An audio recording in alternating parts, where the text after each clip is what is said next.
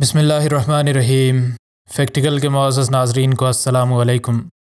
ناظرین گرامی، جنگ ایک ایسی حقیقت ہے کہ اگرچہ جنگ کے دوران لوگ ہر چیز کو جائز قرار دینے لگتے ہیں، لیکن جنگ کے دوران بھی بنیادی انسانیت کے عمل اور رحم دلی کو نہ چھوڑنے والے لوگ ہی اصل جنگجو کہلاتے ہیں۔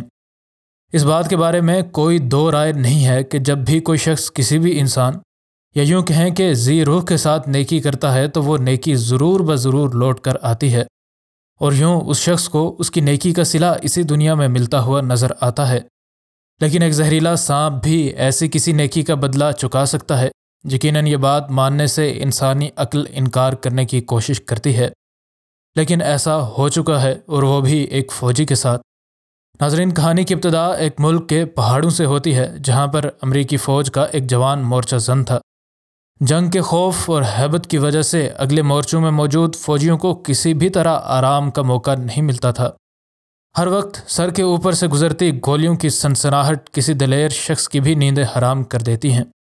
اس کو جنگی خوف کی وجہ سے رات کو نیند نہیں آتی تھی، اس وجہ سے دن کی ڈیوٹی کے ساتھ ساتھ وہ اکثر رات کو بھی ڈیوٹی پر چلا جایا کرتا تھا۔ یہ فوجی ملک کے جس علاقے میں تھے اس جگہ پر کئی طرح کی جنگلی حیات موجود تھیں، اور زہریلے بچھوؤں سے لے کر زہریلے سانپوں تک ہر چیز ہی ان فوجیوں کے لیے موت کا پیغام ثابت ہو رہی تھی۔ اس کے تمام دوست جب بھی ایسی کسی موذی چیز کو دیکھتے تو وہ فوراً اسے مارنے کی کوشش کرتے تاکہ یہ ان کو کہیں نقصان نہ پہنچا دے، لیکن یہ فوجی تمام کے تمام فوجیوں سے مختلف تھا۔ وہ انہیں پہلے تو ان سانپوں کو مارنے سے منع کرتا تھا، اور اگر وہ اس بات پر نہ مانتے تو انہیں یہ کہتا تھا کہ اگر آپ نے ان کو مارنا ہی ہے تو کم از کم ان کو میرے سامنے نہ مارا کرو۔ وہ اس کی اس بات پر بہت غصہ بھی ہوتے تھے، لیکن جنگ کی اس خوفناک زندگی میں انہیں اس شخص کی محبت بھری باتیں سننے کو ملتیں تو وہ اسے ٹال نہ سکتے۔ اس کے کچھ فوجی دوست تو سوچتے تھے کہ اس کا دماغ چل گیا ہے، ورنہ سانپ بھی بھلا کسی کے دوست ہوئے ہیں، لیکن انہیں کیا معلوم تھا کہ یہی سانپ ایک دن ان کی رائے کو بدل دینے کے لیے اپنی فطرت کے مکمل طور پر خلاف جا کر کچھ بے حد حیران کن کر ڈالیں گے۔ ایک دن جب وہ اپنے مورچے کے پاس ہی دیکھ رہا تھا تو اس کو گھاس کے اندر سانپ کے انڈے نظر آئے۔ جانوروں میں دلچسپی رکھنے والے اس شخص کے لیے یہ پہچاننا مشکل نہیں تھا کہ یہ سانپ کے انڈے ہیں، اور اب چونکہ ان کی ماں کہیں بھی آس پاس موجود نہیں تھی، اس لیے کسی بھی وقت ان انڈوں میں سے سانپ کے بچے نکل سکتے تھے۔ وہ ابھی یہی کچھ سوچ رہا تھا کہ ایک انڈے میں دراڑ پڑی اور رفتہ رفتہ چھوٹے چھوٹے سانپ ایسے ہی ان انڈوں میں سے نکلتے گئے۔ اس علاقے میں ہر طرف موت ہی موت نظر آتی تھی، لیکن اس علاقے میں جب زندگی بھی واپس لوٹتے ہوئے نظر آئی تو اس فوجی کو بے حد خوشی ہوئی۔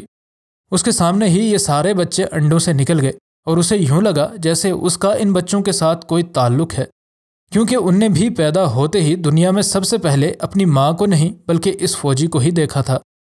یہ سانپ کے بچے اتنے چھوٹے تھے کہ اپنے گھونسلے سے نکلنے کی جان ابھی ان میں موجود نہیں تھی، اور یوں وہ باقی فوجیوں کے لیے خطرہ ثابت نہیں ہو سکتے تھے۔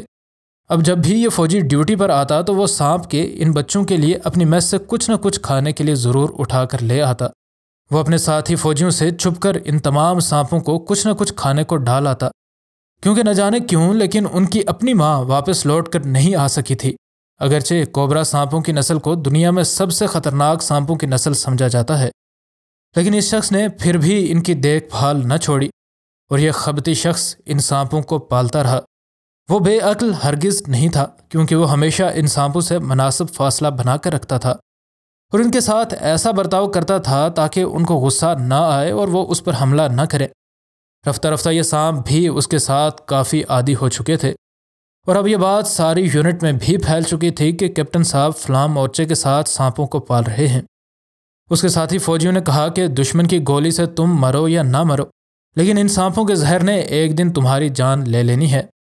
حتیٰ کہ اس کے ساتھیوں نے کئی بار اس کی غیر موجودگی میں اس گھونسلے کو تباہ کرنے اور ان سانپوں کو مارنے کی کوشش بھی کی، لیکن اس کی ناراضگی کو دیکھ کر وہ ہمیشہ چپ ہو جاتے۔ اس کے دوست بس ایک ہی بات کہتے تھے کہ جس دن ان میں سے ایک نے بھی ہم پر حملہ کرنے کی کوشش کی تو ہم ان سب کو اڑا دیں گے، لیکن ان کی بھی حیرت کی کوئی انتہا نہ تھی، کیونکہ انسانوں پر حملہ کرنے کے لیے بدنام زمانہ یہ سانپ بالکل بھی ان فوجیوں پر حملہ نہیں کرتے تھے۔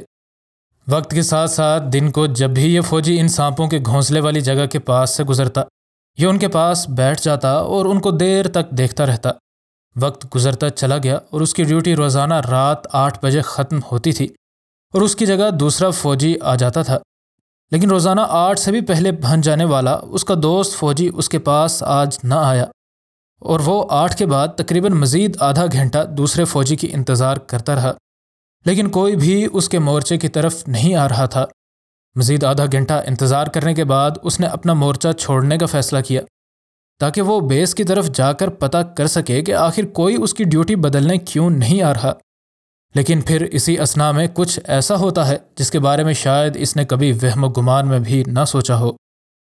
وہ جیسے ہی باہر نکلنے لگا، ایک سانپ جس کی اس نے بڑی ہی محبت سے خدمت کی تھی، اس نے اس پر اوپر سے حملہ کرنے کی کوشش کی۔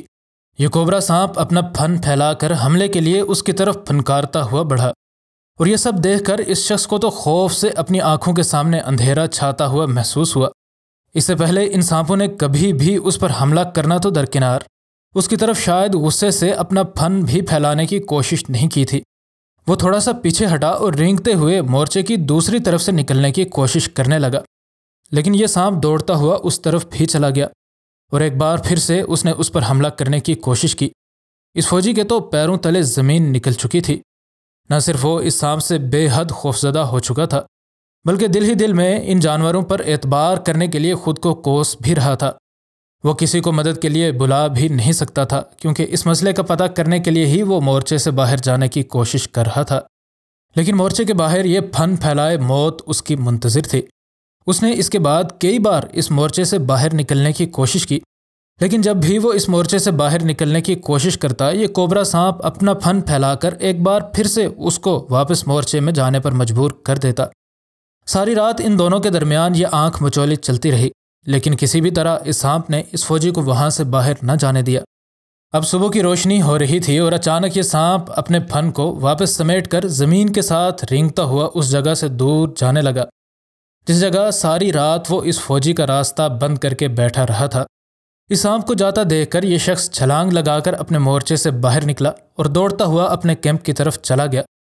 اسے پہلے ہی شک ہو چکا تھا کہ کچھ غلط ہو چکا ہے، کیونکہ کوئی بھی اس کی ڈیوٹی ٹائم آف ہونے کے بعد اس کی جگہ ڈیوٹی کرنے نہیں آیا تھا۔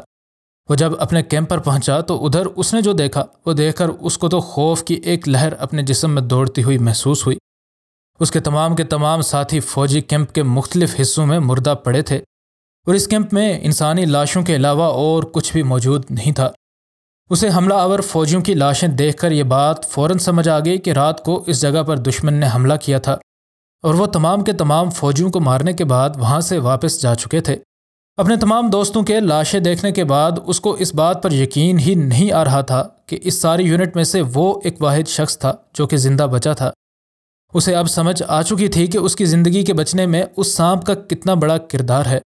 اسے یہ سوچ کر یقین نہیں آ رہا تھا کہ وہ جنگلی جانور جس کی اس نے اس قدر خدمت کر کے بن ماں کے اس کو پالا تھا، اس پر ساری رات اس وجہ سے حملے کرتا رہا تاکہ وہ مورچے سے نکل کر باہر نہ چلا جائے، اور اگر وہ اس پر حملہ کر کے اس کو نہ روکتا تو آج کا سورج وہ بھی نہ دیکھ سکتا، اور یہیں کہیں باقی فوجیوں کے ساتھ وہ بھی اوندے منہ پڑا ملتا۔ اس کو اب مکمل طور پر سمجھ آ چکی تھی کہ یہ سانپ اس کو کیوں مورچے سے باہر نکلنے نہیں دے رہا تھا۔ اس نے فوراً سے مدد کے لیے کال کی، اور جب اس کی مدد کرنے باقی فوجی آئے تو ان نے اس پر یقین ہی نہ کیا اور اسے جھوٹا اور غدار کہہ کر بلایا۔ لیکن جب وہ ان کو اس سانپ کے پاس لے کر گیا اور ان جانوروں کے ساتھ محبت کو عملاً دکھایا تو پھر جا کر ان لوگوں کو یقین آیا۔ اسے یقین نہیں آ رہا تھا کہ ایک موذی جانور بھی اس کی جان بچا سکتا ہے۔ دل ہی دل میں ان جانوروں کی مزید محبت لیے اب یہ واپس اپنے گھر کو لوٹ رہا تھا۔